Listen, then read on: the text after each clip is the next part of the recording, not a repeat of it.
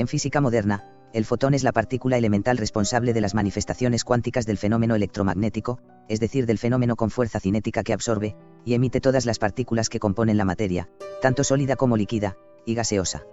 Es la partícula portadora de todas las formas de radiación electromagnética, incluyendo los rayos gamma, los rayos X, la luz ultravioleta, la luz visible, la luz infrarroja, las microondas y las ondas de radio. Algunas de ellas son mortales para el hombre, porque esa fuerza cinética de la que están formadas tienen tal poder y energía de absorción que en contacto con la materia de tu cuerpo es arrastrada, igualmente que el fuego, pero sin ningún tipo de combustión. El fotón tiene una masa invariante cero, y viaja en el vacío con una velocidad constante. Como todos los cuantos, el fotón presenta tanto propiedades corpusculares como ondulatorias. Se comporta como una onda en fenómenos como la refracción que tiene lugar en una lente, o en la cancelación por interferencia destructiva de ondas reflejadas. Sin embargo, se comporta como una partícula cuando interactúa con la materia para transferir una cantidad fija de energía. No tengo muy claro este concepto expresado anteriormente, pues para nosotros el fotón sería el soporte de la materia, y de la estructura de la materia igual que vemos en las imágenes. Por consiguiente no viajan, sino que se mantendrían fijos en el espacio formando una red infinita, de nodos llamados fotones. Esto difiere de lo que ocurre con las ondas clásicas, que pueden ganar, o perder cantidades arbitrarias de energía. Para la luz visible, la energía aportada por un fotón es de alrededor de 4,10-19 julios, esta energía es suficiente para excitar las células oculares fotosensibles, y dar lugar a la visión. Por consiguiente creemos que el fotón tiene una masa invariante cero, y permanece fijo en el vacío sin velocidad constante. Además de energía, los fotones llevan también asociado un momento lineal, y tienen una polarización. Siguen las leyes de la mecánica cuántica, lo que significa que a menudo estas propiedades no tienen un valor bien definido para un fotón dado. En su lugar se habla de las probabilidades de que tenga una cierta polarización, posición, o momento lineal. Esta polarización viene motivada siempre por el lugar donde se encuentra. Por ejemplo, aunque un fotón puede excitar una molécula, a menudo es imposible predecir cuál será la molécula excitada. La descripción anterior de un fotón como un portador de radiación electromagnética es utilizada con frecuencia por los físicos. Sin embargo, en física teórica, un fotón puede considerarse como un mediador para cualquier tipo de interacción electromagnética. Como tal mediador siempre está ahí, para todo, y para lo que se quiera llegar a lograr. Esto es muy importante para lo que es la oxidación de los cuerpos. La idea de la luz como partícula retornó con el concepto moderno de fotón, que fue desarrollado gradualmente entre 1905 y 1917 por Albert Einstein, apoyándose en trabajos anteriores de Planck, en los cuales se introdujo el concepto de cuanto. Con el modelo de fotón podían explicarse observaciones experimentales que no encajaban con el modelo ondulatorio clásico de la luz. En particular, explicaba cómo la energía de la luz dependía de la frecuencia, y la capacidad de la materia, y la radiación electromagnética para permanecer en equilibrio térmico. De acuerdo con el modelo estándar de física de partículas, los fotones son los responsables de producir todos los campos eléctricos y magnéticos, y a su vez son el resultado de que las leyes físicas tengan cierta simetría en todos los puntos del espacio. Las propiedades intrínsecas de los fotones, masa invariante y spin, están determinadas por las propiedades de la simetría de Gauge. Es pues fundamental toda la estructura de la materia que, como sabemos, está formada por cristales, y cuya personalidad más interesante es la simetría y el juego geométrico de sus formas, y al que espero dedicar artículos. El físico Gilbert N. Lewis publicó una teoría especulativa, en la que los fotones no se podían crear ni destruir. La teoría de Lewis nunca fue aceptada. Es muy interesante esta teoría, porque encontramos que todo el universo está formado por esta maravillosa estructura, y que tecnológicamente sería muy posible, pero llegaríamos a una conclusión nada halagüeña. Podría ser un simple ordenador, construido por seres muy superiores a nosotros. O no tanto. En física, el fotón se representa normalmente con el símbolo de la letra griega gamma.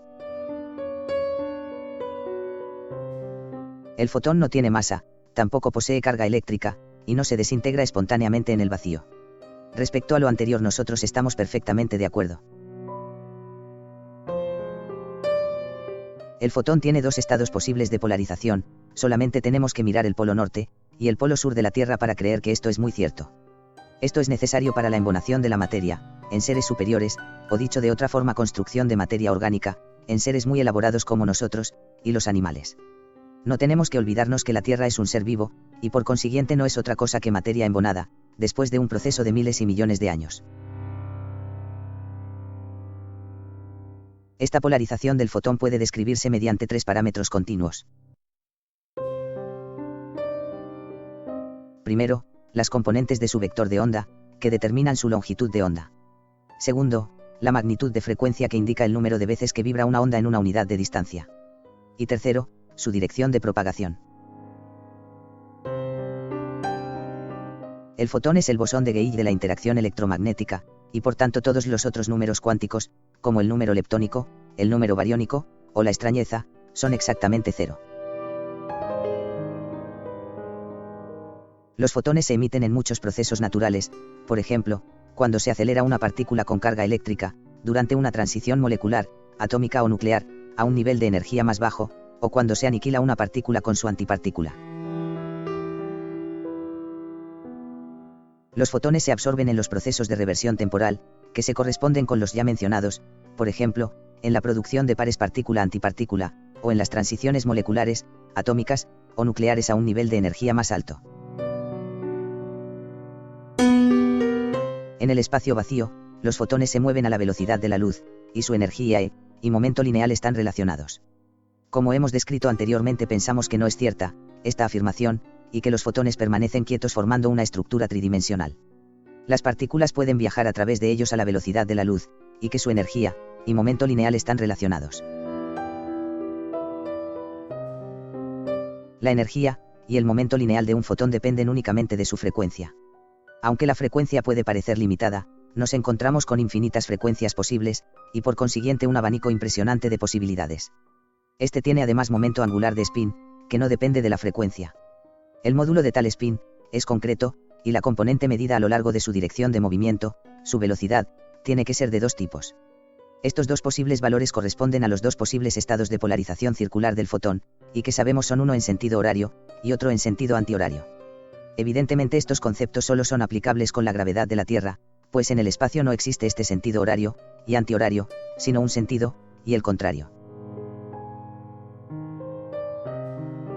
Para ilustrar la importancia de estas fórmulas, la aniquilación de una partícula con su antipartícula tiene que dar lugar a la creación de al menos dos fotones por la siguiente razón: en el sistema de referencia fijo en el centro de masas, las antipartículas que colisionan no tienen momento lineal neto, mientras que un fotón aislado siempre lo tiene.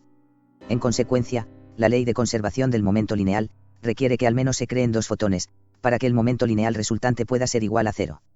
Las energías de los dos fotones, o lo que es equivalente, sus frecuencias, pueden determinarse por las leyes de conservación. El proceso inverso, la creación de pares, es el mecanismo principal por el que los fotones de alta energía, como los rayos gamma, pierden energía al pasar a través de la materia. Volvemos a creer en la incompatibilidad de estas afirmaciones con lo que pensamos. Los rayos gamma se propagan a través de los fotones, y absorben por el spin, provocado por la frecuencia, absorciones y emisiones que la propia materia puede detener, como una bola es detenida por una muralla, aunque en ese proceso parte de la muralla quede fracturada. Las fórmulas clásicas para la energía y el momento lineal de la radiación electromagnética pueden ser expresadas también en términos de eventos fotónicos.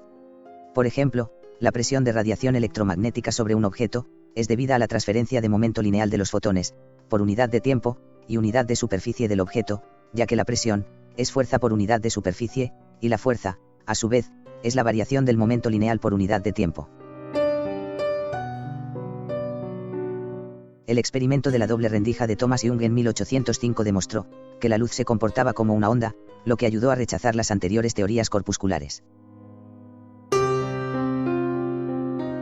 Sin embargo, la teoría ondulatoria de Maxwell no explicaba todas las propiedades de la luz.